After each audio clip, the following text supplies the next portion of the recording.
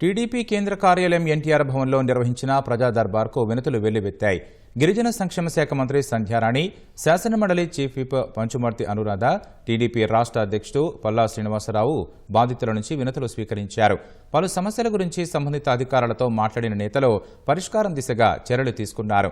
మాజీ మంత్రి జోగి రమేష్ అనుచరులు నారాయణ, వెంకటయ్య, పవన్ తప్పుడు ధృవపత్రాలతో తనకు స్థలాన్ని అమ్మి మోసం చేశారని ఎన్టీఆర్ జిల్లా ఇబ్రహీంపట్నానికి చెందిన బండారు పద్మ వాపోయారు.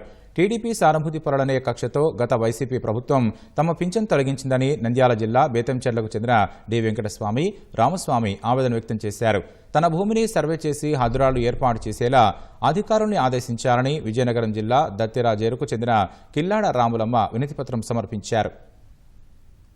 నా పేరు వెంకటస్వామి, మా కుమారుని పేరు రామస్వామి. ఆ పిల్లోడు వికలాంగు.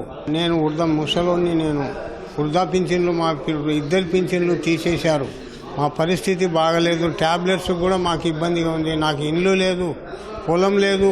నా పరిస్థితి ఘోరంగా ఉంది సార్. నాకు జరగటం లేదు. ఆడ అర్జీలు ఇస్తే తీసేస్తున్నారు, తీసి గడ్డపారేస్తారు ఆ బుగ్గన మాటిని. మా పరిస్థితి ఇబ్బందిగా ఉంది. జగన్ గవర్నమెంట్లో వచ్చే పింఛన్ తీసేపించారు సార్. మాకు మీరు న్యాయం చేయాలని కోరుతున్నాను.